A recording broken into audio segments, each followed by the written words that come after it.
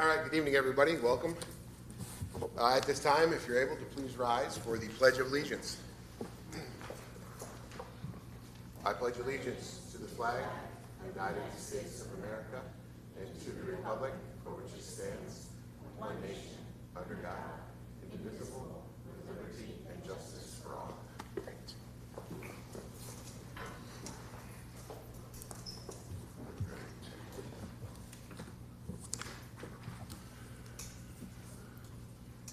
All right, at this time, I will open up the hearing and privilege of the floor. If anyone would like to address the board, please just state your name, address, and please abide by our 5-minute policy.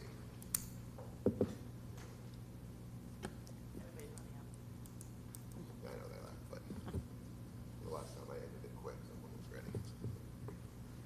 All right, so I will close the first hearing and privilege of the floor and remind everybody that we will have a second one towards the end of the meeting. All right, at this time, I will turn this over to Superintendent Schwartz as we have a couple of presentations this evening. First by Chartwells. Happy to see you, Mr. Bigley. Whenever you're ready. Thank you very much. Appreciate it. I was going to have my partner here this evening. Unfortunately, Heather got called away and is not able to attend this evening. She apologizes, but she always enjoys coming here. So I represent HMB Consultants, your child nutrition consulting firm that on an annual basis goes through and observes the operation of the child nutrition program. The 23-24 new New York State Child Nutrition contract has been out, and you are ready to enter that particular phase of the contract. This current year, 22-23 school year, was the first since COVID that we served meals based on the household income eligibility. There were no free meals, as was the case during the COVID years. And due to an emergency contract that the district was engaged with last year, USDA required the district to rebid the contract, and Chartwells was again your successful bidder. So we were in an emergency contract last year. USDA mandated that all districts that were in the contract would need to rebid that particular contract, which you did, and as I said, Chartwells was the successful bidder. We did maintain all of the high-quality items that were in the previous contract and established a return to the district that Chartwells has met. The Board of Education most recently extended a one-year contract to Chartwells for another year at the established New York, New Jersey CPIU rate of 3.5%. This contract may be extended a total of 4 annual renewals before being required to rebid the contract once again. So the original contract is a one-year contract. It can be renewed annually, which you just did, for 4 separate years, providing you're satisfied with their performance and they're satisfied with their return. Participation comparison. The attached participation reports reflect the daily breakfast and lunch participation by school for this past 22-23 school year, compared to the 2019-2020 school year through February, just prior to the COVID shutdown. You'll see that the overall breakfast meals have actually increased by 7%, due in large part to the breakfast in the classroom, the BIC, that has definitely benefited more students. At lunch, participation was lower by 11.8%, with large decreases in the high school and middle school. This is an area that Chartwells will need to focus on this upcoming school year. We as a consulting company are going to strongly suggest meeting with the students at both buildings multiple times during the course of the year to engage the students with their suggestions. So the breakfast participation, hopefully you can see that, but it does reflect a 7% increase over the pre-COVID year. I didn't want to compare the immediate year previous to this one due to the fact that it was all free meals. It would not be a, excuse the pun, but it would not be an apples and apples comparison. So that reflected a 7% increase. The next slide is the lunch participation, which does reflect a total district-wide 11.8% decrease. And you can see the first 2 schools, the high school and the middle school, they are down significantly, 74 meals a day and 36 meals a day respectively, and that equates to 21 and 13% respectively as well. So overall, down 132 meals, or 11.8%. From a financial standpoint, we perform a C-fund analysis on a monthly basis, and what we do is we take the total number of meals generated by Chartwells, we multiply that by the meal rate that you pay them, and then we come up with a total amount due Chartwells, and that would be the $944,302 amount. Their costs, the actual Chartwells year-to-date cost through June would be $340,847 for a return of $3,455.62. You might say that's not a lot of money, and it really isn't a lot of money for an annual fee. They do receive what they call volume discounts from their purveyors, which sometimes equate to 10% of their annual purchases. And it was the first year of their contract. They do normally, as the years go on, as the renewals go on, they usually do increase their profitability. The district did very well. As you can see, the total district revenue without sales tax would be $1,038,037. You pay Chartwells that amount, $944,302, leaving you a C fund as a result of June 30th of $93,735. In the contract that we helped develop for you, we did indicate a guaranteed return to the district of $40,000, and they exceeded that by quite a bit, $93,735 total amount back to you. As I said, or as I indicate here, the return of $93,000 represents an amount returned to the C fund prior to any internal C fund expenses. You do have repairs on a regular annual basis. You have equipment purchases, contractual expenses. You also receive supply chain adjustment amount that has been extended to all districts. Due to COVID, USDA has been very generous with some funding sources, and they did supply the districts with supply chain adjustment monies. This is all generated all while incurring. You did incur a $20,209.04 year-to-date negative balance from the student accounts, which, if collected, would have made the return even stronger. So we certainly don't shame any students on an annual basis, that's for sure, on a daily basis, but there is an impact of the negative balances. Reimbursement rates. So based on income eligibility, there are some households that receive free meals, reduced price meals, or they have to pay for the meals. What happens to the free meals? How does the district get reimbursed for that? And this is exactly how that works. The federal government and the state of New York have combined for reimbursement rates for both breakfast and lunch. And I broke those out, 22-23 on the left-hand side. 23-24 reimbursement rates are scheduled to be released any day. They were actually released today, and not in time for me to change this. But our estimated reimbursement rates for next year are about 2 cents less on the paid and about 6 cents less on the free. So you're going to be actually receiving more money than indicated there. So that's a good thing.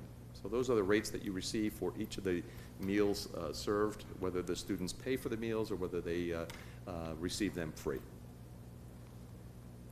Comparing local school districts' meal prices, sometimes Board of Eds and concerned citizens are concerned about what are we charging the students exactly, and what we're charging, how does that compare to our neighbors? And as you can see by the chart above, Scotia is below the average at $1.50 for breakfast, and the median is $1.58 on the elementary level, $1.70 on the middle school, and $2.08 on the breakfast for the high school. At lunch, we are right at the average of $3, and we have a structure where it's $3 for elementary, middle school, and high school. No differential between the three, which is great. As the note indicates, Scotia is below the average and below median in all but one case. For K-5 lunch, they match the average and the median number. So you're right in the ballpark, certainly, with your neighbors. Wellness policy. The following slides provide an update on the progress of the Wellness Committee made this past year by establishing goals within physical activities, student activities, and meal service. The district, in conjunction with Chartwell's, created various promotions for students in each building to build repeat business, all while receiving healthy, nutritious meals. The wellness policy completed its annual review and assessment of the local wellness policy in April of 2023. Updates to the document were specific to meet the New York State Child Nutrition and USDA standards for policy compliance. Part of some of the areas that they discussed and acted on was they set specific time-bound goals for nutrition education and physical activity, increased student participation in the free and reduced-priced meal program through nutritional programs and educational efforts, promotions, increased student participation in club, intramural, or school-affiliated activities by 5%. A student activity survey was conducted in June of 2023. Follow-up survey will be conducted with staff in September of 2023 to identify staff members willing to run clubs, activities to help increase student participation. Create a new section of compliance toward USDA child nutrition programs and school meals.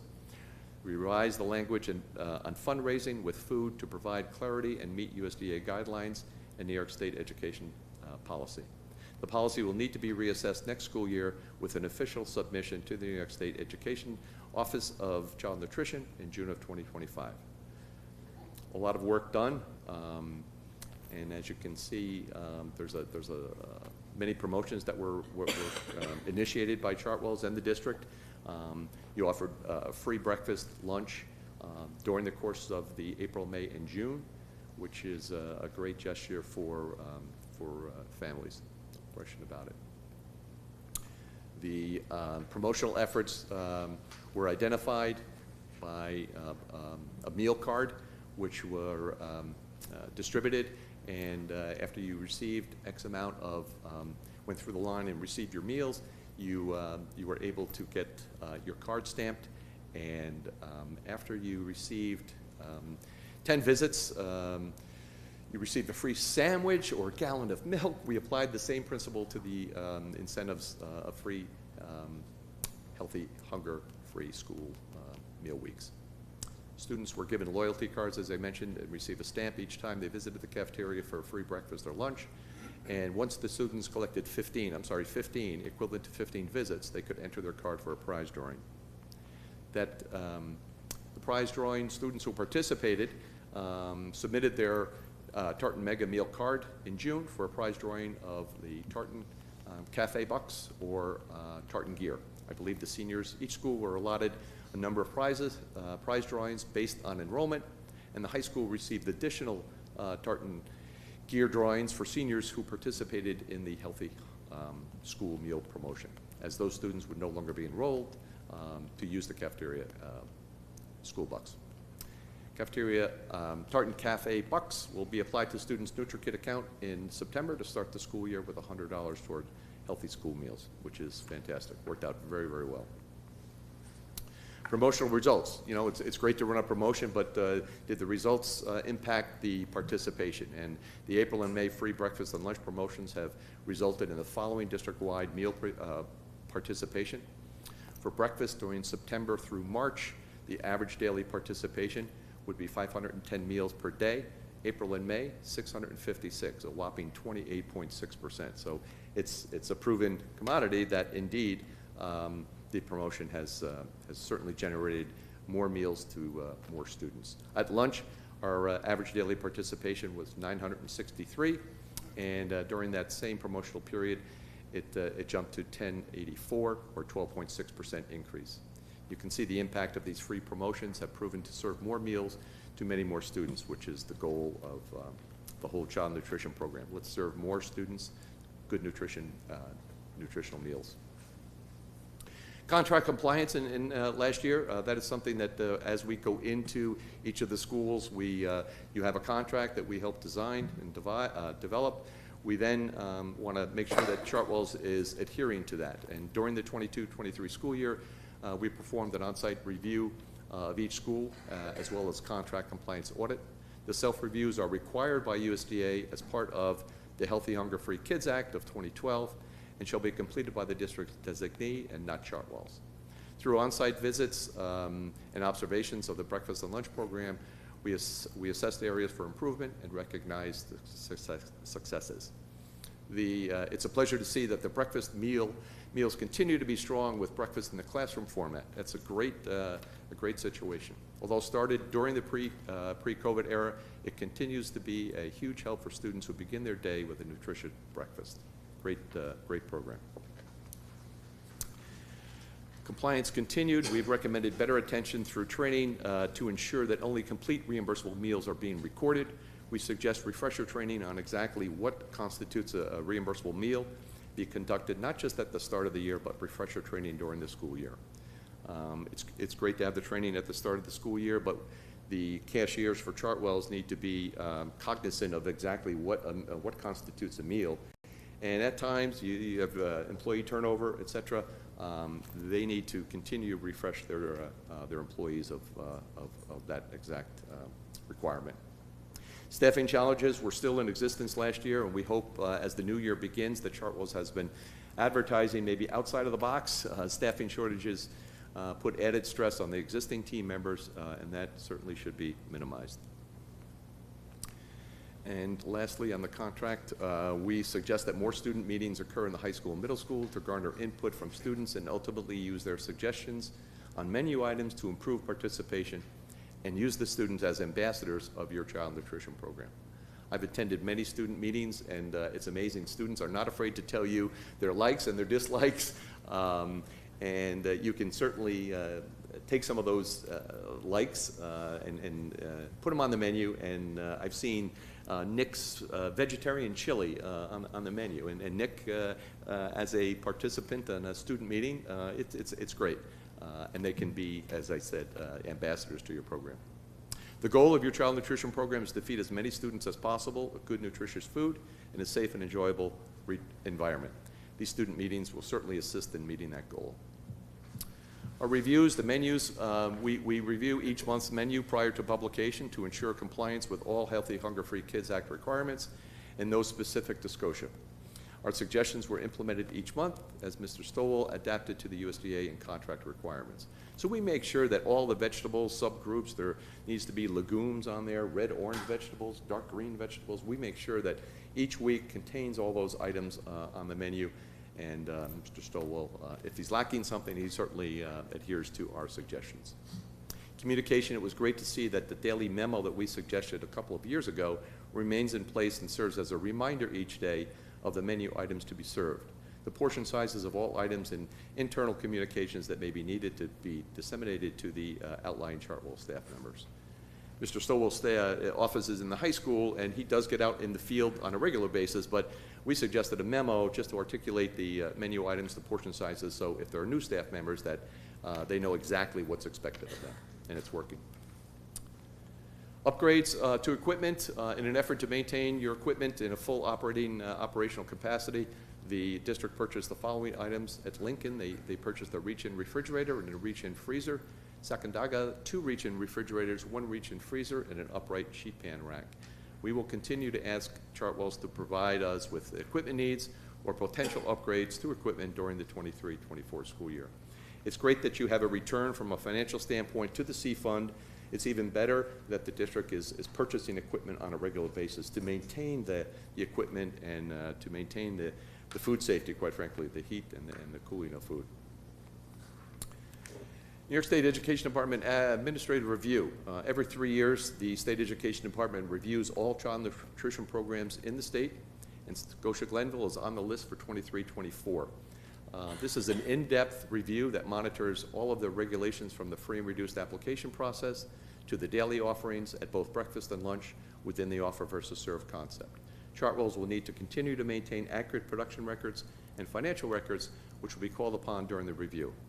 We will be proactive in making sure that the district and Chartwells are ready for the SED review this coming year. It's a very in-depth kind of a report card of the district's child nutrition program. So we'll make sure that you're in good shape. Summary, overall the district has a child nutrition program that we feel is meeting the needs of the students and parents. The Chartwell staff are cordial to all and strive to please each student while maintaining the USDA and New York State education requirements. We feel that with more interaction with the students and building leadership, there may be areas that would help increase participation, especially at the secondary level.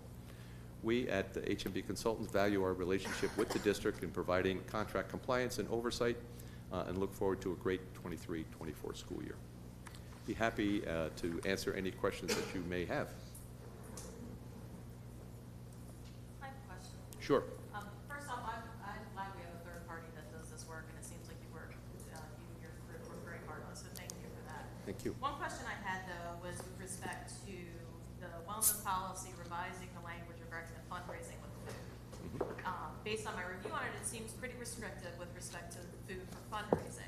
And I look at the Chartwell contract, and they're permitted to sell ice cream and cookies. I'm not complaining about the sale of ice cream and cookies, but I'm trying to comport that with looking at the policy where those kind of restrictions are made. And I was hoping that maybe you could explain why there's a difference with respect to Absolutely, that. that's a great question. It truly is. The Chartwell's contract, they are allowed to serve ice cream or offer ice cream and various other snack items, all of which need to fall under the smart snack criteria. The USDA has an actual calculator that they provide, and you take the nutritional label and you input the calories, the fat, the sat fat, et cetera, into it to see if it meets the criteria. If it does meet the criteria, they're able to offer it. To be very honest with you, the manufacturers, the Frito-Lays of the world, the Hershey ice cream of the world, the Tysons of the world, with chicken nuggets, chicken patties, et cetera, they've all retooled their manufacturing products to meet the criteria of the USDA. So back to the fundraising, the snacks are authorized. Now, the fundraising going forward, as far as the wellness policy, they can offer those items as long as they meet that criteria. So they would be able to offer some of those items as long as they meet that smart snack criteria. Thank you. Thank you. I just want to say I appreciate you doing the breakdown for the breakfast and the lunch participation, because I noticed in middle school, your variance was 35, and then it was a negative 36 for lunches. In middle school, so it's kind of a close number, so I wonder, as we become an ALICE community, which is the asset limited income constrained employee community, I wonder how many kids are choosing breakfast for lunch. Like they're hungry in the morning, so they're choosing their breakfast, they're not buying lunch, because, you know, if you get a family of 5, and you're paying 15 per child, I Right. wonder how many are picking and choosing. That's an interesting thought process. And as we, or as Chartwells, we can be part of that, meet with the students, that would be something, how many students here ate breakfast today? And if they raise their hands. How many ate lunch? And maybe the reasons why. Is it an entree offering? And if it's not, you may be right on with the financial aspect of things, no question. I'm just thinking, because breakfast and lunch is quite expensive. Yes. As a parent trying to pay for it. Yep. You know, maybe these kids are, now that they're older, Yep. they can slide by not buying the lunch because their friends in the lunchroom, whereas in elementary school, you can't slide by and not. Right. Right. So I'd be curious to follow that, where that goes. Absolutely. Absolutely. And do you have a follow-up on that one with the variances? Yes. Do you see that with other clients too? Yes. That big gaps like we have? I do. Yep, absolutely. It's amazing. You would think it would be very consistent, but there are big gaps, and sometimes there's reasons for that. The timing of the lunch period. Is there enough time there for the students to go through and actually consume, what they're looking for? Do they have enough time at the end of the last student getting their meal? And that's something that we look at. They should have at least 8 minutes or more, and sometimes it's very tight. So it's something to continue to look at. Any other questions? Drew, do you want to add anything about your work with Mr. Bigley? And please be nice. Financial note is C one, as Jim showed you that direct margin, Chartwell, we paid them versus what we took from the students in the state. And we then have to offset the Myers and the cafeteria, the point of service system, software, we pay them proceeds, maintenance on all that equipment. So without that disruption, supply chain disruption, money, we're gonna lose.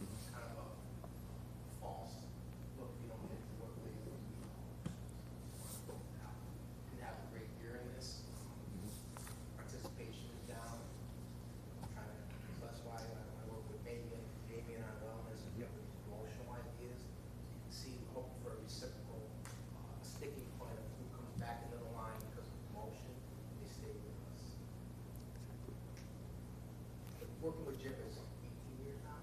It's been a while. It's been many, many years. Thank you. Thank Nothing else? Thank you very much. Thank you so much. Appreciate it. Absolutely. Appreciate the time. Take care. Thank you. All right, on to our next presentation by our friends at TransFinder.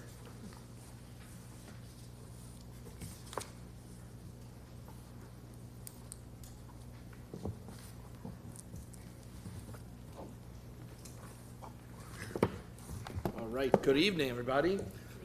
Typically, Al, I do dress like you with shorts and a nice shirt. We're mainly still a remote company, but I want to thank you for having us here. Tony Civitella, President and CEO of TransFinder. Here tonight, I have Director of Sales, Mike Bentley, and your Client Success Manager, Vanessa, is here too, so we're proud to be here. So who is TransFinder? You're thinking, who is these guys, right? Well, we're not that far up the street here on Route 5, really, it's State Street. We're really near the Proctor's block, it's called. But you know, what I'm most excited about is our continued partnership. We've been your school bus routing technology company for over 30 years. You were one of our first clients in our backyard. And those are a big deal. Why is that a big deal? There's a lot of great successes. We won a lot of awards, and we keep winning the best places to work. But I got to give a huge shout out to school districts like Scotia-Glenville. Because of you, because of really our growth has been on really organic, which means it's word of mouth. If you're happy, someone else is going to get excited. So I really have to say, clearly I could go on and on about my company, but I have to say that we couldn't be here tonight if it wasn't a success, and people like Clara that really are pushing the envelope and making us better. So I tell you, I haven't been in one of these meetings in years. I'm thinking maybe I should suit up or not, right? But I'm excited to be here again. We go on and on about the company, but really it's about the success here and really the trust and the partnership. And a partnership is sometimes used a little bit too loosely, right? It's convenient, but we do see a partnership because how do we get better? It's based on what you see out there, and you come back saying, we need this. And we're not automatically just a slam dunk, we're going to get the contract next year. We want to continue earning it. And so, again, proud to be here tonight. Offices, we've grown, obviously, our headquarters at 440 State Street, but we really have grown throughout the world. We're about to surpass 200 employees globally, and that's a lot of families. The way people talk to me about what keeps you up at night. What keeps me up at night is to make sure that every single employee throughout the world, we provide them a significant opportunity for them, their families. And that's a huge stress, which means we have to take care of our clients. That's what it's about. And of course, you hear this all the time. So what's up with TransFinder? What are we talking about here?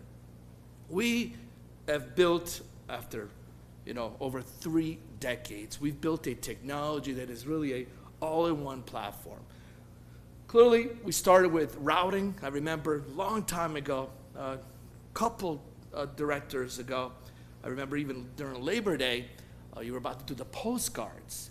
And I remember coming into on Labor Day, actual day, he called me up saying, hey, I'm having some problem printing. I'll come over. Literally, him and I were putting stamps on those postcards.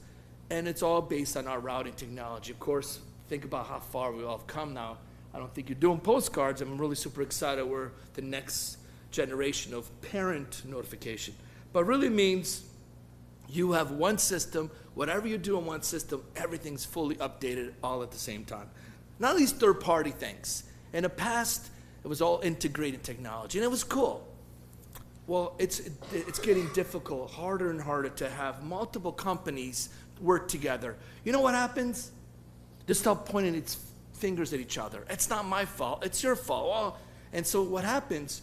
The district loses. That's what happens. So really, we are proud to say that as we've been growing up, right? Maybe we're adolescents at this point, maybe teenagers. We're not done yet, for sure. We have really created a technology and really a platform that is all in one. And as we grow, and as you grow, and your needs grow, we are here for you. Hopefully the next 30 more years, of course. Stakeholders, how many times you've heard people talk about stakeholders in this meeting, right? But when you're talking about a sophisticated system like ours, we want to make sure that we do have, that Clara and really her team could provide information to everybody, not just the transportation staff, but it's administrators, the drivers, the parents, the community. And again, I'm super excited in the direction you're going, really how you're going to be communicating with parents, because that's a key element. And clearly, you're ahead of a lot of school districts in America that you recognize that, and you want to provide them the right information. The worst is not having any information, and even worse is having incorrect information. So you have recognized how important it is to have the right information at parents' fingertips. So those are clearly stakeholders that we believe, and I know you do too. So routes, obviously, our foundation is building routes, safe routes. Well, our job and our clients' jobs is to safely transport students from their home to school and back on that day. And we're helping over 7 million students do that every single day. So clearly, our routing algorithm has to be even more sophisticated, has to be reliable, has to have the safety aspect to make sure that when a kid's picked up on a busy road, guarantees that the bus approaches and the door is on our right-hand side. That's what that means.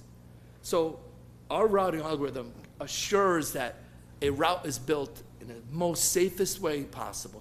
Again, this is what you guys know, but I want to keep talking about what's the big deal about that. Well, especially today, there's a huge driver shortage, really nationwide. And if a new driver takes a route, they might not know exactly which way to go. What having our route, our planned route, having those type of safety aspects has really been our secret sauce. It's been our secret sauce for many years, and obviously we're proud of it. Speaking of artificial intelligence, right? A lot of people are hearing those words right now, right? Like, oh my gosh, what's going to happen? AI is going to just replace us. No, they're not. They're not going to replace us. And really, we've embraced this type of technology for years already. Our optimization really is artificial intelligence optimization is really baked in our routing algorithms. But you know, there's an element that people forget. In order for these type of systems to work great, you need competent people running these things. You need the local knowledge. You need to know the local policies. You need to know that certain roads are very busy certain time of day. And remember, I've always said for years, computers are really not that smart. It's the people that run them, they make them look smarter than they really are. So it's really these type of things that clearly, why is this type of optimization so important? Because we want to make sure that we could reduce the time as students on a bus, reduce as many routes as possible, or combine them. Really, we do as many algorithms as possible to really manage this driver shortage. Maybe not so bad in this district, but nationwide, it's significant. You probably have heard the horror stories that some kids are getting to school hours late because there's not enough drivers.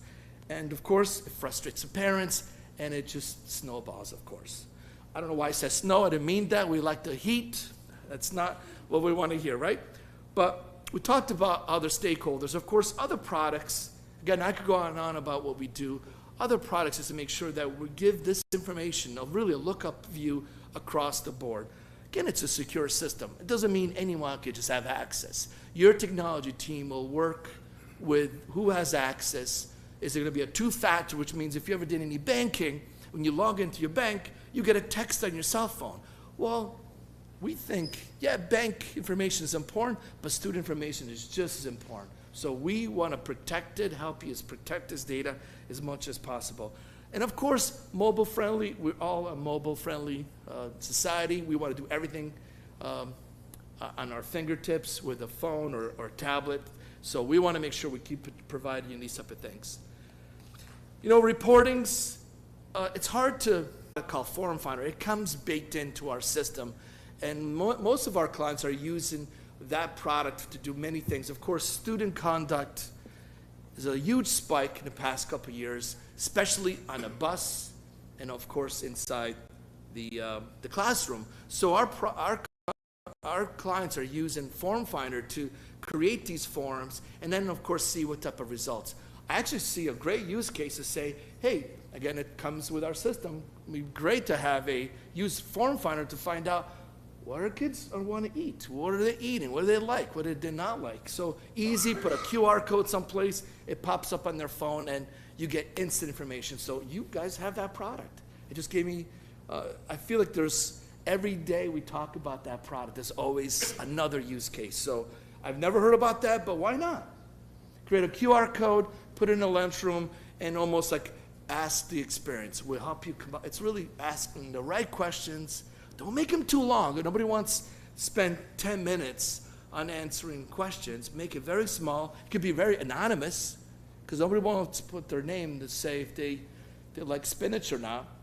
But I think there's a huge use case for that. Of course, our clients are using it for student conduct, pre and post inspection on the buses, and all cool things.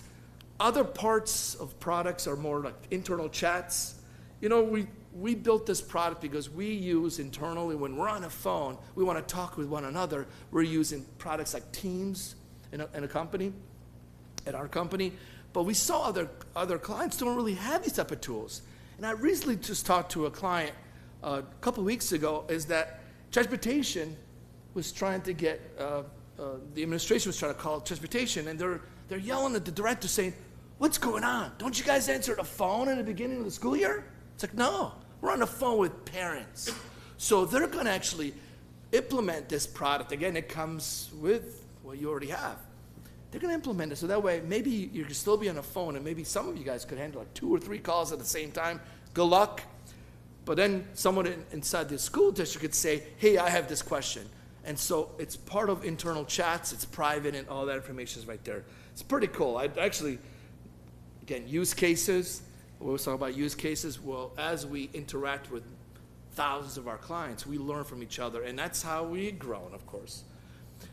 You're going to be making an investment in this, which super excited about that. So, of course, we'll be able to have a lot of analytics. You'll be able to see what did you build versus what drivers are driving out there. And you know, sometimes drivers actually know better than the routers because they have the real experience. They know that left-hand turn is really brutal that time in the morning. I'm not going to take it there. And so, of course, there's a great partnership. So I'm super excited how you're going to be, you're investing in GPS technology. So that way you'll be able to have that comparative analysis. And of course, parents, right?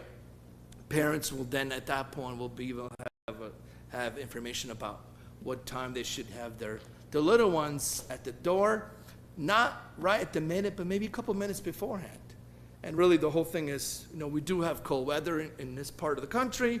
We want to be cool to have, hey, it's 5 minutes away, so get your coat on. Let's go. You know, I don't think you want to have your son or daughter start getting brushed their teeth around 15 minutes away. But you know, if you could get it done, I'm not here to judge. But at this point, we want to make sure that delays, by the way, could happen at the stop. The significant amount of delays that happen right there. You know that little Tony is just around, is right there, is running a little late. What happens is every minute count, that the driver knows, well, Tony's coming any second. Every minute that the driver is waiting just makes everything late. And with a driver shortage, that's just a major problem. So parent applications, really a way for parents to have this visibility is really awesome. That way, you can just move things along. And hard not to talk about technology without talking about future stuff. Future roadmap that really is our partnership. What things that you could be looking in the future. Or really, I know some of these things you're interested in right now, but again, it takes time, and it's okay. Things like actually a tablet right inside the bus. Many school districts are moving this direction.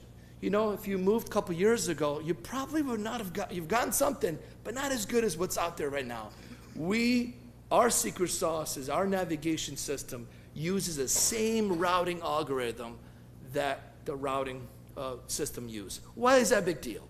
Because people take the wrong turns. You know, you could see on a map there, it's a blue line. That's the planned path. From stop 2 to 3, that's a planned path. But it happens. How many of you actually use either Google Maps or other system and somehow you take the wrong turn and then it has to recalculate, right? You don't even think about it. Well, we want to think about it very, very carefully, because when our system has to reroute, we want to reroute using the safety elements, the right-hand side. We don't want to get you to stop 3 the fastest way and then approach the stop the incorrect way. That forces a kid. Can you imagine that? That kids in Mohawk Ave cross the street to pick up the bus because the driver made a mistake. That'd be horrible. And so we don't want that. So that's really the type of things that it gives, turn-by-turn navigation. And of course, even, again, this is the cool future roadmap that you could even have which kids you're picking up. And there's multiple ways to find out, whether it's you could tap on a student or go as far as using RFID cards. A lot of districts are thinking about this. They recognize there's some barriers. One of them is cost. Also, it's the management. So the cool thing about it, as more time goes by, these type of things are going to get better and better. And really, why is this important? A lot of our district really love this because of substitute drivers. They know that they don't know who to pick up. And safety, especially dropping up some kids, whether it's special needs or the little ones, that either mom or dad or somebody has to be there. You could even have the picture of who's supposed to be there to receive those kids. You know, life is a lot different than it was when we first started the company, 30 years ago when I started, really it's my college project. And we know it. We always say, it's a lot different. And again, maybe it's because I'm older, I'm saying those things a lot different. But you do see things, and safety becomes even higher alert. So obviously knowing which kid gets on a bus, and really which kid should not even be here. Or if little Tony gets on the wrong bus, the driver could say, Tony, you don't belong here. You go someplace else. Because that's really the nightmare, to find out kid got on the wrong bus and now we don't know who they are. And those are some scary moments.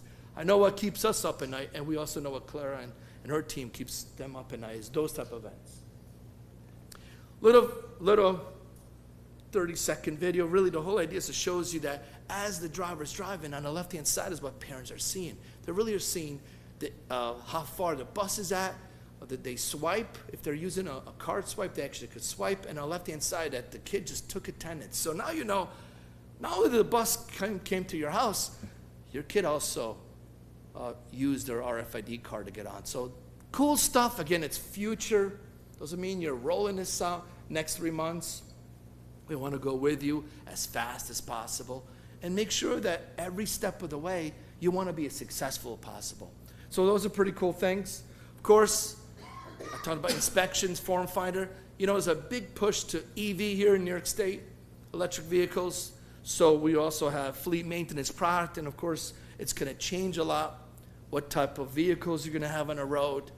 The maintenance, the breakdown is going to be different. The charging stations, I'm sure you're already thinking about that. And we're here to grow with you as those needs come. And of course, it's going to be accelerated very fast because the demands are pretty big here in the state. And of course, that's it. And I'll love to take some questions if you guys have some for me. Absolutely. Thank you, Tony. Your passion is speechless for what you do, so I appreciate that. All right. Questions? I have a question. Yes. So, does the app or anybody monitoring your dashboard can see how fast the bus is going? So you will have you guys will have tons of things. You'll be able to notice. So clearly, we do a comparison on every road segment. Every road segment has a speed limit. So a lot of other companies, you just say, hey, notify me every time it goes over 55. Well, that's not good enough, because some places going 20 miles an hour. I want to know when it's 10 miles over the speed limit. So tons of things. You can get an email go to you, or, of course, when you first start doing this, it's going to look great to looking at the map, but then what? When you start seeing all these dots moving, it's going to be exciting the first day, but then, all right, now what's next? Are they going on the right path? Are they getting on time? Are they getting to the school on time? Are they leaving the school on time? Those are the things that are really going to be the key element that you're going to be tracking. Thank you. Good question. One more question. Oh, please. Yeah, go, by all means. Security-wise, how secure would it be for the information not to get out, get leaked out? We use Amazon Web Services, and we are always on top of things. That's obviously our contracts with our clients are very secured. We want to make sure we're protecting their data as much as possible. Sorry, you guys see it live if anything happens, like would you see a breach? Those are things that we're monitoring nonstop, Okay. and we make sure we're using, now we're two-factor authentication. We believe that's the right thing. We're also making requirements. You know, the ABC passwords, those days are over. You can't do that anymore. We want to make it as complex as possible, but obviously there's still clients out there that just, you know, they write down their password someplace or put it on their phones. You know, there's only so much we could do, but we believe that the data breach is an important aspect, Thank you. of course. Just a very basic question. It's been a while since I've been on the bus. What exactly do the bus drivers have now on the bus? They have a piece of paper. They have a bunch of paper flipping through. So imagine this. You're a new driver. You went through all the training. And now, here you go. Kids coming on, you have a piece of paper, you're trying to figure out left, right. Maybe you're using your knee to steer the bus. I don't think you're gonna do that, but it's very hectic. So you're using paper, and sometimes it's, you know, some notes that maybe the original driver that made for themselves to just really understand it. But it's a piece of paper. You're flipping through paper. And, you know, that's worked for years. But how is it safe? How is it dynamic when a new kid comes in or something happens? And I also believe that if little Tony doesn't show up every day, after so many days, maybe you get to remove that stop and say, Mom, Dad, you need to opt in again into this stop. So we want to be dynamic, but obviously, and also the other part is recruiting drivers. You know, we had a huge survey with drivers, really throughout the country. We had the top transportation teams award, and we did this, and we selected 6 school districts throughout the country. And the number one thing was that the staff wanted to know, it's not because of the pay, because everyone goes, oh, we're just not paying the drivers enough. That's why they don't want to come here. Again, I don't know if you have that problem here or not, but a lot of schools have that. It's how they feel. You're up to date. Do you feel that safety is important to my aspect? So those are all things that it's moving that direction. And drivers, first of all, have great technology at home. They have it in their cars. They come in and drive a bus, and all of a sudden, I have a piece of paper. I haven't used a piece of paper in years. And so that's really the trends going on. Long answer, I know. No, that's what I asked. Thank you. Anyone else? Drew, do you want to add anything? We had, as you know, an RFP process. I've been here for 18 years. They've been with us.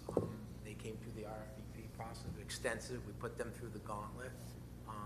We're pleased to go forward with them. There's a lot of enhancements they presented tonight. Updating all our routing systems, Claire, for the first time in how long? Got updated maps.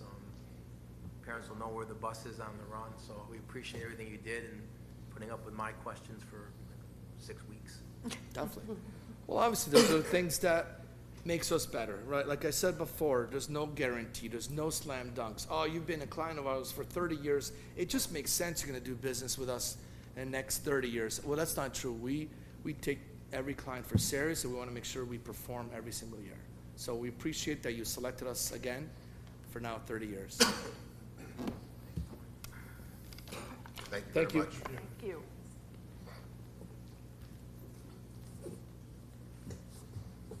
All right, so at this time, I will turn it over to Superintendent Schwartz for her comments. So we're going to do a couple of things before we have our discussion. First of all, I just want to talk about a couple of things I've been involved with recently. Last week, Chad Roberts, the PTA Council President, came in. We spent about an hour talking about how PTA Council and the district can work together to support one another. Some things he's interested in, some things I'm interested in, so it was a great conversation. One of the things I was talking to him about is Mr. Melia, who is Mr. Arquette's current stand-in. And I met with Tangible Development last week to talk about next steps in our efforts around diversity, equity, and inclusion. And I shared with them that my intent is to form a superintendent's council or cabinet for the fall that will be reasonably enough size that people can talk to one another, but that will represent our community, as well as the school community and our board. So a group that will not focus solely on diversity, equity, and inclusion, but on community awareness and growth here. So they're helping me put together my charter and goals for the group, and I will keep you informed as we continue to work toward that. With that, I'm going to turn it over to Drew, who's going to respond to a couple of questions we got. Drew? First question was on the AS7, which is in front of you tonight. What you see during the summer is the final service approval on going forward, which is 23-24, and a look back at 22-23. BOCES uses those reports to set their staffing levels for the new year, and also to verify their aid projections for the prior year. Sometimes the pricing isn't right on it. They make mistakes. We cannot change it on that. It's a WinCap database. However, it doesn't mean we're paying for it. So what I do, as you know, during the budget, I show you the preliminary BOCES commitments. Then as we get information, I do an escalation or an adjustment to what those services are, and I present that during the budget. So if you looked at what was on there, and Kim pointed out, which is true, they're showing like almost $500,000 for a service with Putnam. It's probably $5,000. It's a typo on their part. We can't change it. They will make that adjustment, but there's no way in God's green earth that they would bill us for that because of the audit process that we have. In fact, the BOCES from 22-23 versus 23-24 actually decreased by $19,156 because the special ed went down $250,000. So BOCES is actually going down, but you wouldn't be able to look at that report and make that determination.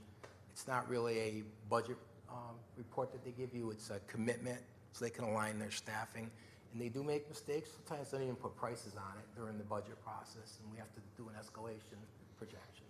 So that's what the AS7s are. And hope that answers your question. Okay. The other things that we do, the SRO, as you know, the school resource officer, a few years ago, I brought you the contract, and it had 2 addendums with it because we don't want to tie the board to 3 consecutive years. But the pricing is all that changes in it. So you saw it. I give you updates during the budget process. I give you updates during the fiscal projection. So I don't typically bring every contract to you. I do it sometimes as a courtesy. Fortunately or unfortunately, you give me the authority to enter into contracts as your purchasing agent. It's in your policy. As long as there's budgetary appropriations available, I can spend the money. And each contract is vetted internally and externally by our attorneys. I don't bring 20 or 30 special ed contracts to you. We work on those, as Bobby will echo, we diligently with Oak Hill we're going through that all the time. It's a revolving checklist of the administrator, my office, and the attorney before we sign the purchase order. So it's quite laborious, quite extensive. It's one aspect of what we do in the business office.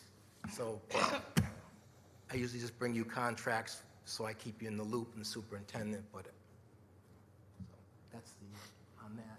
Tax certiorari. Can I respond to that though? I would still like to see, I'm not voting against the original, you've already voted on that, that's in play.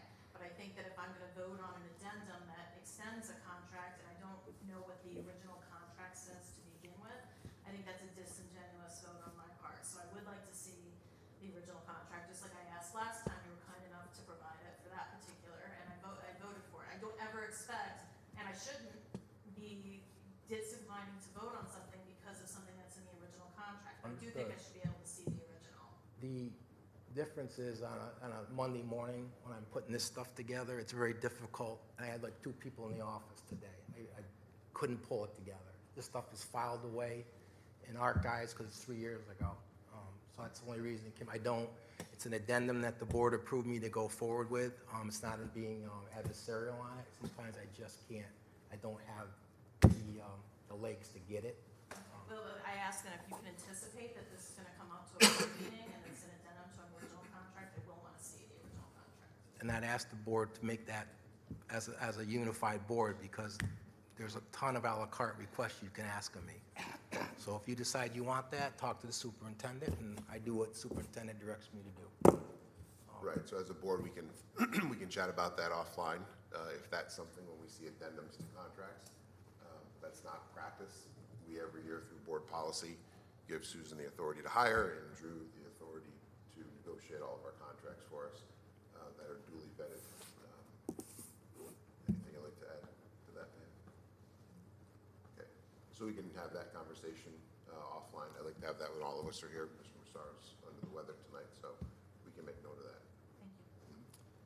Thank you. Tax certiorari's are a judgment that a commercial business or entity will make against the municipality, which is against the assessor. We're a party to it, but have no legs in it at all. So the judgment comes forth. We then set aside money in a reserve, tax certiorari reserve. Usually it's a reduction of assessed value going forward or sometimes going back. The judgment can be 2 or 3 years later that we get the settlement, which we just got one today. I always provide the board a memorandum of what was in the reserve to what they settled on. Sometimes I use the town, we collaborate with a appraisal, we share the legal bill. If we think that Walmart, Trusco, Lowe's, whomever's, trying to get that reset, we'll do that for them. I always explain that and show you what they were looking for and what they settled on. Again, these agreements sometimes go back 3, 4 years, 5 years. Pulling them out of files is labor intensive, especially at this time of year. So that's what I typically do, Kim, is I give the board. And some of these contracts too, we discuss in audit meeting as the audit committee. Then once we've seen it, then it comes to the board in that next meeting, which you would see those things then as well. Thanks, Drew. Thank you. Thanks. Thanks, Drew. On to goals. On to goals. All right. So as we spoke last meeting and then through emails to everybody to think about goals as we go forward this school year, keeping in mind SMART goals. I do feel that we shouldn't tonight set 5 or 6 goals that sit there on a piece of paper the first meeting of every month and we kind of bypass them. I think that defeats all of us and the people that come. We need to have goals that we can accomplish, not only for ourselves, but for the administration and the community as well. So I'll start if everybody doesn't mind. So, And sorry. perhaps what we could do is folks give me your ideas. I will put them all together for you, send it back out, and then you'll have a chance to look at what folks are suggesting tonight. That'll give Mr. Massaro also a chance to look, and then when we are back again in August, you can land on the ones you think are most appropriate. Because there are always more goals than we can really do. Yes, there are. All right, so as hopefully we are aware, the middle school achieved recognition as a no place for hate school for the 9th year. However, many of us on the board, many prior board members have received concerns, even complaints about all types of variety of bullying. So what I've thought about and what I would like to do is for myself and another board member to work with Principal Cosmer and Assistant Principal Nofree to see how the board can best help them with some of these concerns that many people have throughout the community. Different ideas that we can do are a beginning of the year survey to middle school parents, presentations, I'm old so I'll call them assemblies, for parents and students, and grandparents and community members that would like to attend, and any other support efforts that we can give the middle school with maybe not what internally, but with what the community, students, parents, and staff are feeling goes on. So what I've done in preparation for this is I've reached out to Supervisor Ketzley, Mayor Bucciferro, and talked to them about working with Chief Harrigan, Chief Janik, about an assembly. Again, I'm old, sorry. I don't know what they're called nowadays, but about an anti-bullying. Parents and students, but obviously we know there's other forms of bullying that occur as well here. So that's why, knowing Mr. Massaro was under the weather, him and I kind of talked offline about what his goals were. He asked me what mine was. He would like to volunteer to sit on that with me. So that's my board goal. I think that we can measure that. I think that that is a realistic goal. In life, at work, and on the football field, if I set a goal, I try to accomplish it, and I usually don't take no for an answer too easily. So I think that Mr. Massaro and I will be able to help the situation that's currently going on here. And it's just not at the middle school. However, middle school seems to be the age that I always get the 6th grade parents on the football field talking to me, "Oh, little Jimmy got bullied at school today." So there's a connection from elementary school to boom, now you're, wow, what's this? I have a locker now? So I'll get off my soapbox now, but that is a goal that I will fight very passionately for, that we make that for the 23-24 school year. I think that's a good goal for us to look at. One of my goals is social emotional, which is also for not just our students, but our families and our staff. I think social emotional has been a big thing that as a community and as a school district, we've kind of talked about mental health, bullying, all those factors kind of go together for insecurity. So how do we make that measurable? I think we kind of, the same way, we kind of look at maybe partnering with our social workers a little bit and holding, a parent forum maybe on social emotional health. Maybe, listening to some of our teachers, maybe they have some ideas, or social workers in the district, to kind of measure those, like, can we have a forum? And in December, can we have maybe one of our, like we did tonight, maybe have our, Saratoga Mental Health do a presentation, maybe have our social workers talk about, what they're doing in different buildings and different levels, and how can we support them? Just listening to them say, how is we as a board, or maybe even a PTA council, having them, we have a line we have to stay in, we have a lane, but maybe we utilize, our buildings and our, those who are professional in it, and partner as a board to really get that across. I'd like to see that one, but it kind of goes along with the anti-bullying. Pam? I know we're going to finish our policies this year. I actually wrote out a policy which you can give over to Susan. Thank you. Basically, what we need to do is we need to complete our first time through. And I'd like to do them in a slightly different order. I would like our top priority to be to go through the NISBA list of required policies and making sure that all of the required policies are in our district manual. And then once we do that, we can go back to what we were doing. We can complete the updates for the 5,000s and 6,000s, which is what we were working on at the end of the year. And then we can also review the 7,000, 8,000s, and 9,000s for accuracy and language consistency.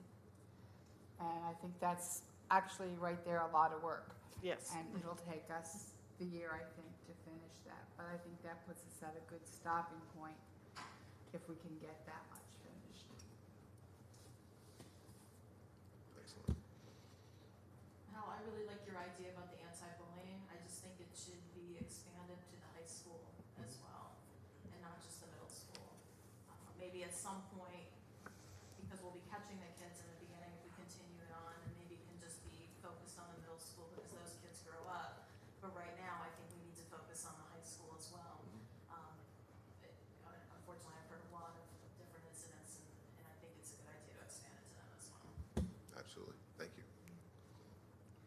I would also like to see us do a forum on Parents Squared. Oh. I'd like to have, set it up, have a forum. Parents can come in, they can learn about how to use Parents Square. They can tell what's going on, and the community can learn how to use Parents Square just as much. Because I think it's important that the community knows what are the events that are going on in the district and that type of things. We had talked in the past about having some type of forum and never actually got one. But I think that since we're in the process of doing Parents Squared, that this would be a good time to follow up with that and do a forum and tell the parents and put out information as to how to use this. Maybe we could do it like we did during COVID when we as parents were learning how to use the Chromebooks and follow the point. You know how you guys did a virtual meeting and then just kind of walked us through it. And Pam, that's a great idea, and I don't think we need to do that as a board goal. I think Sylvia and I are working on communication around Parents Square. We can certainly offer a forum, among other things. Absolutely. It was like, I know last year we had talked about doing several forums and we never got around to them. So it's fine with me if you guys want to do that forum.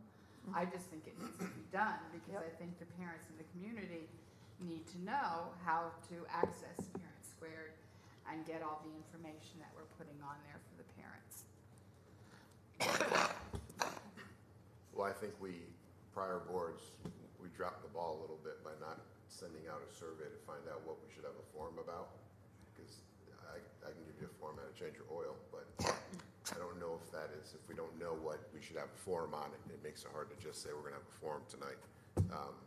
So that's, as I spoke to Susan about last week, getting out in the beginning of the school year, a hot button forum for parents, whether it's digital or and it might not just be parents, it might be community members, people that have nephews and nieces and grandchildren in the community. So it should go out to not only parents and guardians, it should go out to everybody in the community. Obviously we hear from non-parents and, well, how do I find out what's going on inside the school district? I don't really know, I don't have any kids. Even though we have many ways that we communicate, well, maybe they don't know about those. So I think this would be maybe a launch for the beginning of the school years to get that type of a survey out there to find out, what are the hot buttons, and then we can address those hot buttons throughout the school year. It might help guide us on our goals too as we hear. I mean, as parents, we can't go to stewards without hearing something. But if we get, a large group that says, I want to know about this, maybe that can help us throughout the year, maybe make adjustments and set us up for next year. And I also think it's important when we do our monthly update on policy and budget and all of that, to also do an update on the board goals. What are we working on at this point? Where are we going with it? And keep everybody updated so that we're constantly working on it as opposed to just saying, oh, we'll do that at some point. Well, I think what we should do is when we finalize our goals, we appoint people that well, obviously we know you and Kim are going to be working on policy. But if the one that I mentioned is, then obviously Mr. Massar and I will be working on that. Whatever it is, we appoint people to actually work on that and make sure that they're accountable for that first meeting of the month. Good idea. Where in the past, it's just been kind of, oh, hey, how you guys doing on policy? Then we just kind of roll right into the next topic. Yep. We'll save the best for last, this side of the room. You can interrupt us. Looking at me. You can interrupt us at any time. Well, I've been thinking about this a lot for the past year, and a lot of you already said exactly what I was thinking. And I believe it was in my first meeting a year ago, and there was I'm not going to read the email out loud, but there was an email chain that went around saying, let's have a goal specifically about communication. And almost everybody responded and said, I think that's a great idea. And then I think Susan said something about, and again, this was all before my time, but I think there was some sort of survey or something that went out to the community, and I think you said the number one common theme was communication. And I agree, as somebody who doesn't have children in the district, I feel like even though I'm on the school board, I often do not know what is going on in the school or even in the community at large. So I was thinking about, and then I kind of looked at, excuse me for every time I think about it, I feel like I'm plugging my hand into the light socket, because then I talk to my dog and I look at her and I try to say everything to her so I can get things focused. I'm looking at our current goal number 2 that says, in conjunction with the superintendent and information officer, we will explore means of communicating with parents and the community during regular businesses and emergencies. And I feel like now that's just kind of maybe we could just have a procedure in place as to how we're going to communicate during emergencies, and then but establish a bigger goal. And I'm looking at our community relations goals. I won't read them all, but it's basically developing and maintaining confidence of the community in the board and the school district. And I was going to propose that we have some sort of committee, and it could or could not overlap with what you're saying, of people in the community who maybe don't have children in school, or alums from the school who now work here or run businesses. And there's a ton of business owners in the area, I think, that are hungry for communication. We live in this post-COVID world, and where everybody's saying, what are we going to do about this huge gap that we have in between or among all of us now? So I would love to see something like that. As far as it being measurable, and I realize what I just said is not specific, so perhaps a committee could make it more specific. I was thinking one way to measure it would be to look at the turnout in the annual budget and election. I think we saw that this past year it was pretty, it was low, right? Like historically low, the turnout. I think Drew or someone had said. And I know that that's common. I know that's a theme nationwide, and that historically it's usually turnout is low, but I just don't think that that's acceptable, especially in this tiny community where we have this opportunity to have really, really great communication and to all come together. So I would love to see something like that. I can make it more specific if you'd like. I think that's kind of what Susan was saying she's going to be starting. Yeah. So Right. I think that's already Correct. going. And then also something like a community foundation. I did some research and I saw that Niskayuna has one and Schenectady one. has. We have or had? Had disbanded. Okay. Can we reband it? Or It wasn't us. Dan Feinberg, our former board member, Dan and his wife were instrumental in the Scotia-Glenville Foundation. Andy Crapo was another one. So there are folks who have done that within the district. I want to say it was 2 years ago they disbanded, right? I'm sorry? Was it 2 years ago they disbanded? I remember they Oh. made a big donation to the Yeah, schools. I can't keep track of the time, honestly, Kim. I actually thought it was a little longer than that. I can probably figure it out. Anyway, I would love to lead that kind of charge. And I've had a lot of conversations Former just with the goal of the whole communication and the possibility of a group or a committee. And because I've talked to a number of non-parents in the community that were really on board with the idea. Thank you.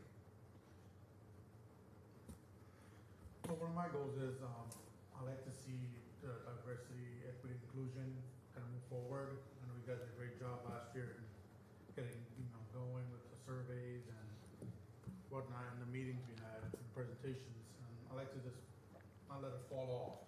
No. I know you talked about moving forward with it. I like to be a part of it. I like to help out wherever I can. I don't do much research on it yet, but again, I like to make it one of my goals with these, see it move forward. We've committed to working with tangible development for 2 more years. And perhaps you could be the board's representative to the superintendent's group of whatever I'm going to call us. Okay. Justice League? There you go. I like how you think. I like that. So you're at 8 goals right now. How about I'll take them, no, it's really 8. I'll take them away, I'll doctor them up, we'll send them back out to you, and we'll have a conversation at the next board meeting and see if we can, how we're either going to tackle them all or limit our scope. I wonder some of them, sounds like some of them can be combined. gonna say, some of them kind of go together. What Emily and Mr. Singh were talking about kind of can be on the superintendent's cabinet. The good thing is this isn't teachers and administrators and the normal superintendent's cabinet. It's community members and a board member that, so they can probably I think get. Singh's and yours and mine might be able to combine into one. Yep. Okay, thank you. Thank you for doing that work. Are we done with that? You're done with that. Okay, so let's talk a little bit about curriculum presentations. So I sent you last year's list so that you could take a look at what we had done. Tonight you had two, so for July, our calendar would reflect Transfinder and HMBs. For August, I'm going to have Learning Leaps, which is our summer support program. They will do a brief presentation. And in September, certainly the NISBA resolutions are there. We could do a DEI update, or we could do that in August, but I also want Mr. Cosmer and his team to come in and talk about the SEP wrap-up and what we have going forward with WEB, Where Everyone Belongs, which is their initiative for this coming year. So those are some things we need to get on there so that we can do that. And then I am open to suggestions. I'm not sure we have to have a board policy update because I think we'll be doing that every month. We'll be giving you a month as we're going on. Okay. So I don't think a major day for that would be. Fill that with another slot that we need to slide. Great. Yeah. Right. And one of the things that isn't on here is special ed. Okay. I'd like a report on special ed. We had talked about possibly putting that in last year and we did not do that. Okay.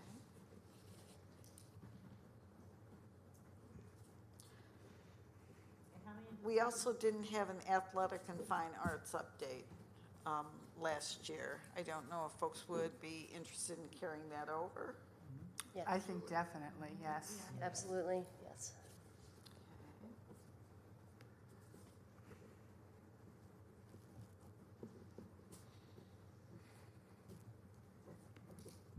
I think the course offering updates for secondary we still need to do one of those. And the curriculum and program updates from elementary, I'd like to see both of those Okay. presented. Absolutely.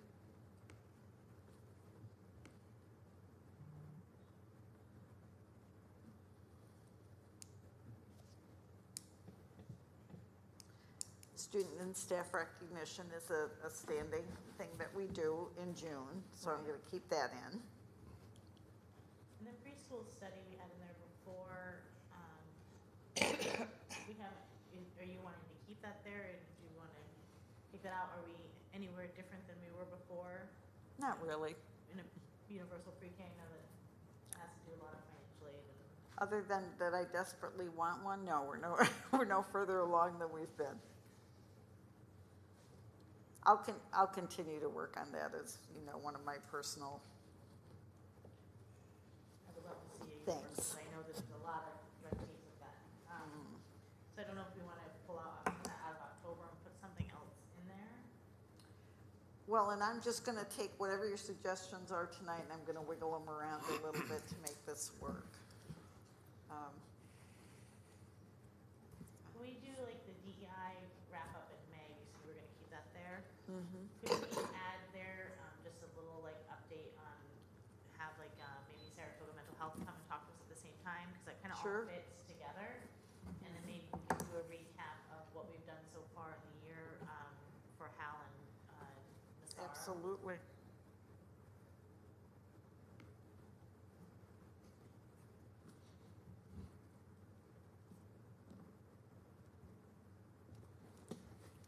This will give me enough to get going, and then I will ask the principals if there is anything else they're particularly interested in. And I'll bring you back a draft of sorts next time around. Thank you. Thank you. All right, Mr. Talbot, I'm done. All right, thank you, everybody.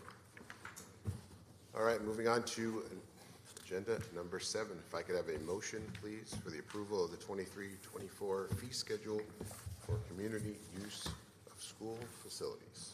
I move the Board of Education adopt the 2023-2020 fee schedule for community use of facilities. Thank you. A second. I'll second. Thank you, Kim. Any discussion? Can I just ask, what does it mean, classes, Roman numeral 1, 2, 3, and 4? Go ahead, Bobby. Different classes based on, I have to look at the paper, like class 1 might be Boy Scouts. Class 2 is something else, depending on where your group is located, where they're from. So if it's an outside group, say all from Ballston Advanced Center, they're gonna be class 4. Okay. So they're gonna pay more to come around because it's not Scotia students. It's like I have a request right now. Okay. So they're gonna pay more than say Boy Scouts. That makes sense. Thank you. Good question. Any more? All in favor? Aye. Anyone opposed or abstained? So moved. And a motion for item number 8, please, the approval of the final AS7 contract for BOCE service. I'll motion to approve the final AS-7 contract for 2022-2023 BOCE services and preliminary AS-7 contract for 2023-2024. Thank you. Second, please. Oh, go ahead. No. Thank you both. Any discussion on this, other than what you had mentioned before? All right, all in favor? Aye. Anyone opposed or abstain? So moved.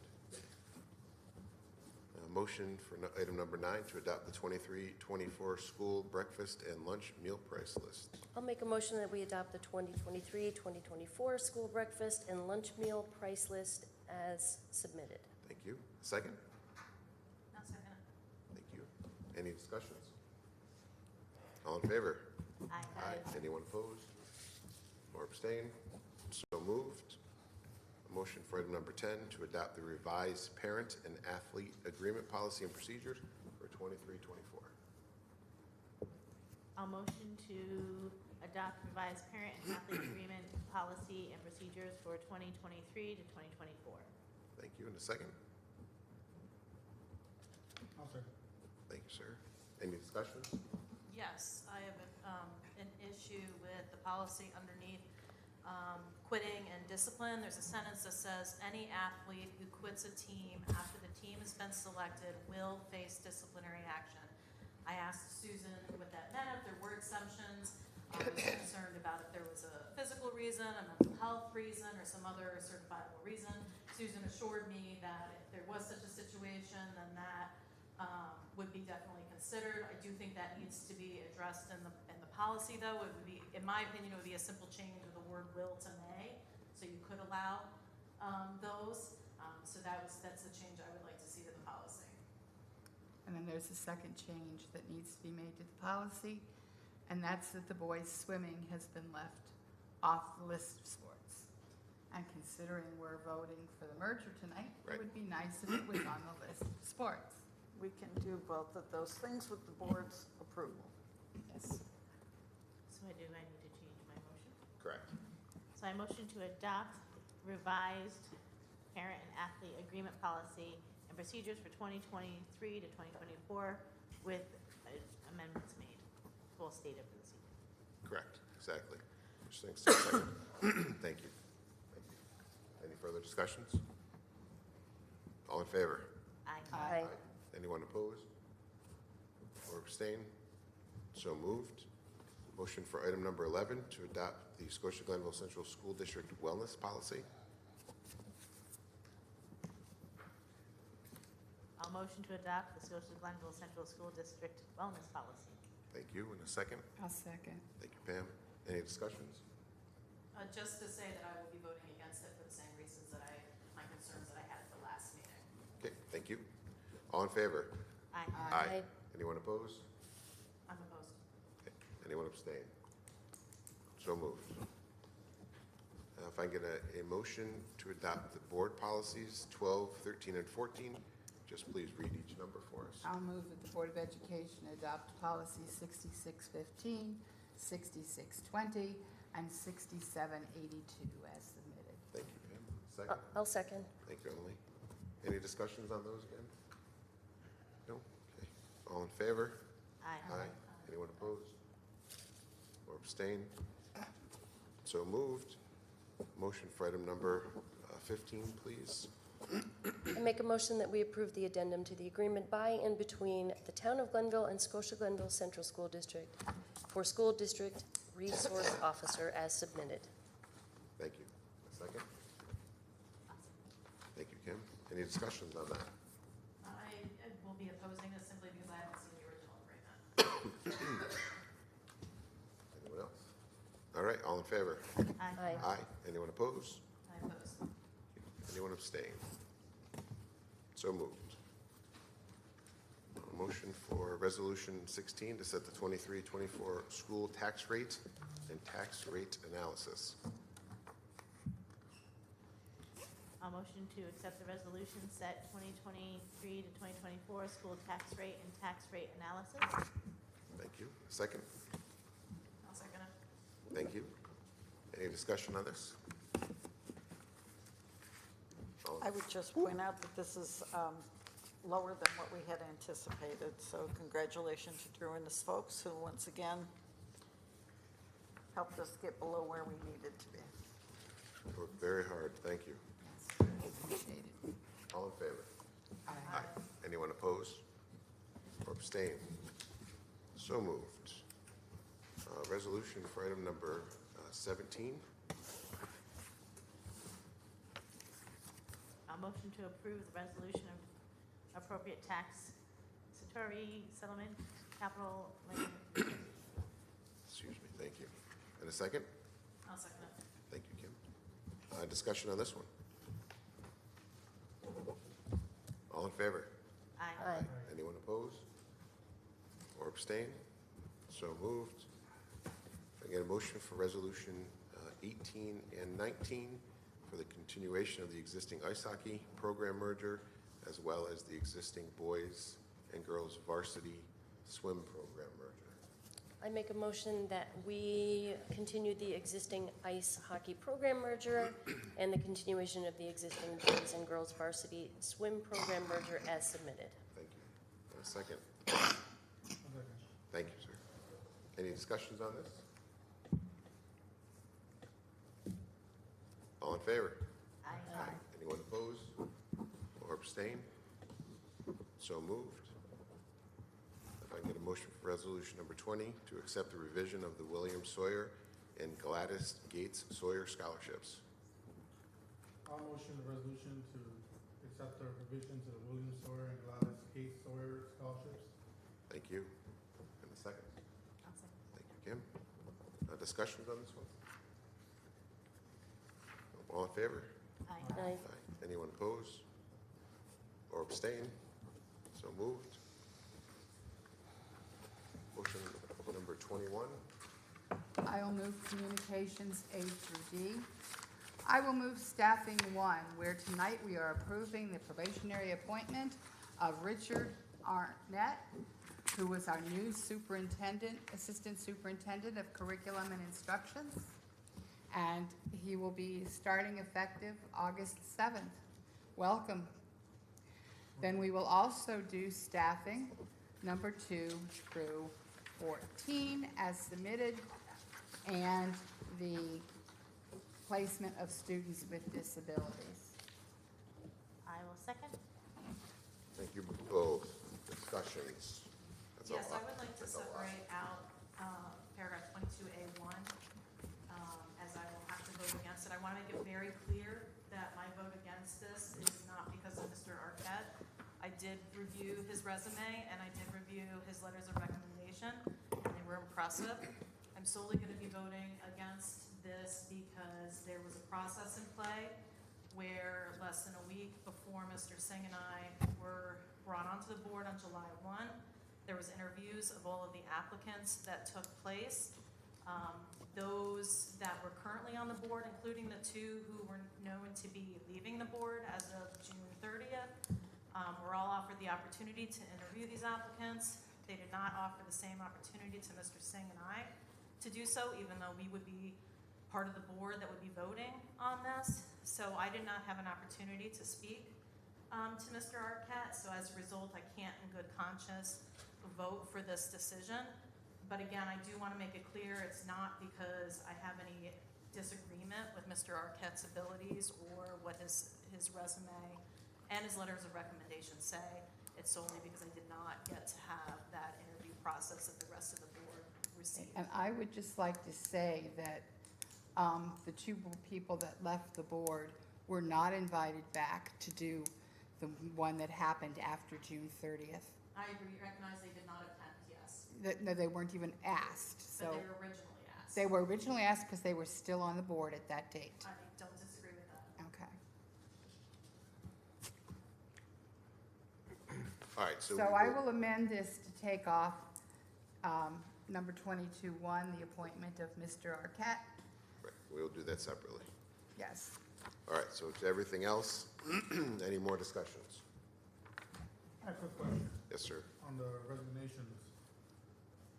Just correct me if I'm wrong, are we doing surveys or when they leave? Like an exit interview? Sorry, yes, Yeah. exit interviews? Sometimes it actually depends the situation under which they left. Okay, So if they've left us to go to other employment, typically not. you don't, okay. Okay. Hiring's kind of a buyer's market right now, so Yeah. I'm very rarely shocked when people either leave to go to their home school district, the district in which they live, or a place that might pay differently than we do. Thank you. You're welcome. All right, all in favor? Aye. Anyone oppose or abstain? So moved. Okay, I will now move number 1 on staffing, the probationary appointment of Richard Arnett to the Assistant Superintendent for Curriculum and Instruction as submitted. Thank you. All right, all in favor? Aye. Aye. Anyone oppose I oppose. or abstain? So moved. Thank you. Welcome. Congratulations, welcome.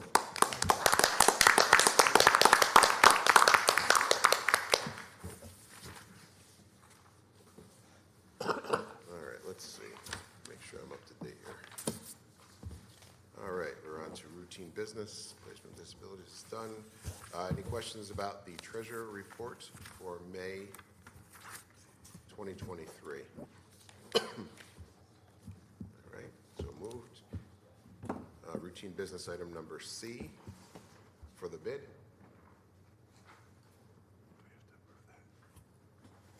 Questions? I'll move the Board of Thank you. Education award the 2023 Suburban four-wheel drive, et cetera, et cetera. Are we doing this one? Is this right? By DePaula Chevrolet? Yes. Okay, because I thought in what I had, it said that we weren't. No, the one that I believe, not to speak for Drew, but the one that Denoyer came in with was Aye. quite more expensive as well as a new model year. They couldn't get one that fit the specs that we had need, if I remember. Okay.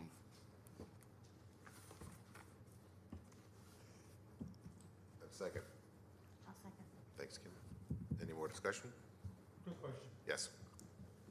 Are DePaula and Nora the only ones we could pick from, or does have to be? No, we do a public notice in the newspapers, so it's open to anyone. Okay. Yep. Whoever submits it, we go from there, okay. Thank you. Welcome. Thank you. All in favor? Aye. Aye. Anyone opposed or abstain? So moved. Item number 24, anyone have any other business?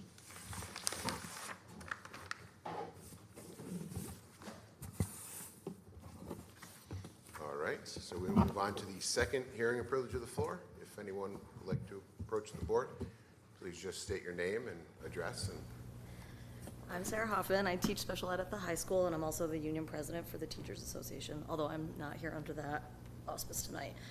I just had a concern about one of the policies that you passed tonight, and I wanted to give you a little background on it and maybe just give you some food for thought as you're planning for the fall. The new athletic policy that you just approved, under the academic policy section, the highlighted part says that on Tuesday, Wednesday, and Thursday during that week, students may choose either a peer tutor or receive tutoring at the after-school tutoring LMC. So I did the tutoring program last year in the after school, and I think the four of us that worked on it together worked really hard to make it super successful, and I think it was. But the program has been designed for students who are on suspension. It's not meant as a tutoring program for students who attend school all day. Whether you know or you don't know, students who are suspended, we are mandated to provide them education while they are on suspension. And rather than have teachers going into the homes to provide the 2 hours of instruction, we do this in the library after school. Students come into us, we provide this opportunity from 2:45 till 5:15. And there are certainly days that are light, and there are certainly days that are insanity in there, and there are 2 adults, 2 teachers, no administration. Administration are not required to be in the building. We are often there by ourselves. There are times when we've had multiple kids involved in a fight that we are literally physically putting our bodies between for safety reasons, that they can't look at each other. We have a radio to the custodian, and that is it. And I think that we have worked out a really good system together, where we work together, we protect each other. We have different areas of expertise, so you're never coming to Mrs. Hoffman for your science help or your labs. You're always coming to her for your social studies and your English, and we balance each other really well. At the end of last year, Mr. Benarek let me know that he didn't think that there would be funding to continue having so many tutors after school, and that it would be reduced back to 1 tutor instead of the 2. I'm not actually sure we're gonna be able to even find anyone who's willing to do that. I can tell you for certain, I'm not going to do it by myself for safety reasons. I would totally do it with 2 in place. But I'm really concerned that now, on top of trying to get kids schooling that they miss 7 hours of, and we're trying to squish all of that 7 hours into 2 hours, and maybe I've got 8 kids here, and one's doing US history, and one's doing PIG, and another one's doing math and science over here, and this kid needs labs, and we're literally darting the whole time between them. Now you're throwing athletic kids who are on academic probation in there that we have no information for, we don't know why they're there, and now you're adding that to the suspension kids. And I guess my feeling has always been that these are kids who weren't allowed to attend our school during the day. So they need our attention. They need us to be able to provide instruction during that time. It's not just, let me help you with this worksheet, but let me teach you the skill that you missed all day long. And so I'm just a little worried, like, I don't know what this peer tutoring program is. I've been at the high school as a teacher for 22 years. I've never heard of a peer tutoring program, so the fact that it's now in our policy without actually having a program in place concerns me. Because I think if a parent comes and asks you about this, or asks where they go for peer tutoring, are those kids being trained? Who are they? I don't know if you've heard of it, I'm not sure. And I'm worried about the burden that it's gonna place on our suspension tutoring program, which I actually think has come a really long ways and has really, I'm really proud of it. We have students who reach out to us all day long, who we email with, we get them what they need, we hook them up. I've got kids going to summer school that weren't even coming to school now because of the tutoring program. It's something I'm really proud of, and I'm really worried about being able to actually sustain that when you start adding in this as part of your athletic policy with no additional staff to actually support it. I don't think people understand, I know people watch us walk in and they think we walk in and we just start tutoring, but we have like 25 conversations all day long with those kids' teachers who are coming to us. We keep track of a chart, we monitor, we take notes the whole entire 2.5 hours of every single thing that kid did, they said. We reach out to the teachers I literally sit with the math teacher and I'm like, can you teach me how to do this? Because I have to show him how to do this today and I don't know how to do it. It's a lot of time that goes into making sure we're prepared for those kids that are walking through our door. And a lot of those kids really can't handle our halls right now, or they just can't handle being in our school. And some of them are on pretty long-term suspension this year. And so the only rapport, the only connection they had was with their academic tutors after school. I just want you to think about what that means, that policy. I know it sounds really great on paper. I love the idea of providing tutoring to kids who are struggling in an athletic program. I just don't want it to be like, hey, we already have this program, we're gonna throw like 30 kids in here. That's not tenable, and I don't know that you'll find staff to do it. And I don't want to ruin a program that's going well just by not thinking it through, that's all. And I also just, you know, when I look at the way the policy reads, it sounds like you can choose to go to a peer tutor or to come to after-school tutoring, and I don't know that we actually have all of that. So I just wanted to kind of throw that out to you, because I know you already approved it, and I think it's a good idea on the surface and on paper. I just want there to be like a real plan in place if we're actually gonna do that. So, thank you. Thank you. That's good information. Anyone else? Okay. All right, at this time, I will close the hearing and privilege of the floor.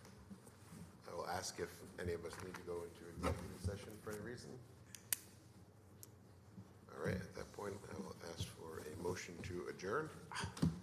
Motion to adjourn. Second. Thank you. All in favor? Aye. Anyone opposed or abstain? Great. Thank you, everybody. We used to like try to